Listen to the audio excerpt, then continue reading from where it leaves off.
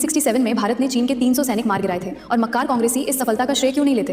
तो सुनिए हुआ क्या था। 1967 में हमारे जांबाज सैनिकों ने चीनियों के दांत खट्टे कर दिए थे, पर इसमें कांग्रेस सरकार का कोई रोल नहीं था। हुआ यह था कि 1965 की लड़ाई में पाकिस्तान पस्त हो रहा था।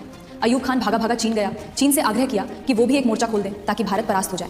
चीन ने पाकिस्तान की मदद करने के लिए भारत को साफ तौर पर चेतावनी दी कि भारतीय सेना अपनी 2 पोस्ट खाली कर दे। एक चौकी थी जेलेप और दूसरी थी प्रसिद्ध नाथुला। भीगी बिल्ली कांग्रेस ने सीधे तौर पर इस आदेश को मानना स्वीकार किया और सेना को आदेश दिया कि भारत दोनों चौकी खाली कर दे। ये वो समय था जब लाल बहादुर शास्त्री का रहस्यमय निधन ताशकंद में हो गया था और इंदिरा गांधी भारत की प्रधानमंत्री बन चुकी थी। तो एक चौकी को आदेशानुसार खाली कर दिया गया और उस पर बाकायदा चीनियों ने कब्जा भी कर लिया था, वो भी बिना एक बूंद रक्त बहाए। दूसरे नाथुला पर तैनात थे जनरल सगत सिंह। उन्हें कोर मुख्यालय प्रमुख जनरल बेवूर ने आदेश दिया, पर जनरल सगत सिंह ने उस आदेश को मानने से साफ तौर पर मना कर दिया।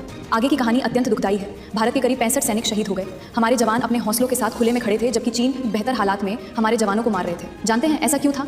ये इसलिए था क्योंकि भारतीय सेना के पास वहां तोप थी, लेकिन उसे चलाने का आदेश देने का हक भारतीय सेनाध्यक्ष को भी नहीं था। फिर से सुन लीजिए, तोप चलाने का आदेश सेनाध्यक्ष भी नहीं दे सकते थे, चाहे आपके कितने भी जवान मारे जाएं। ये अधिकार केवल प्रधानमंत्री के पास था। उनके आदेश से ही तोप चलाया जा सकता था। यहाँ सैनिक वीर गति को प्राप्त हो रहे थे और पीएम मैडम किसी भी तरह इसे इस्तेमाल करने के मूड में नहीं थी। फिर किसी भी बात की परवाह किए बिना जनरल सगत सिंह ने सीधे अपने सैनिकों को तोप इस्तेमाल करने को कहा।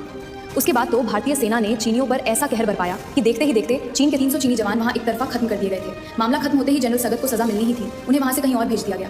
अथुला दर्रा उसी महापुरुष सगत सिंह के कारण सुरक्षित रहा। भारत की ये शौर्य गाथा जिसे पाठ्यक्रम का हिस्सा होना था पर नहीं बताया गया, क्योंकि अगर ये बताया जाता तो भारत की ये शौर्य गाथा कांग्रेस की शर्म गाथा बनकर सामने आती। इसलिए इतनी बड़ी जीत को देश से लगभग छिपा लिया गया। एक धमकी पर 2 चौकी का आदेश देने वाले, तोप चलाने की इजाजत किसी कीमत पर भी नहीं देने वाले ये वही कांग्रेसी हैं जिन्होंने बाद में सामान्य गोली चलाने तक का अधिकार भी समझौता कर भारतीय सेना से वहां छीन लिया।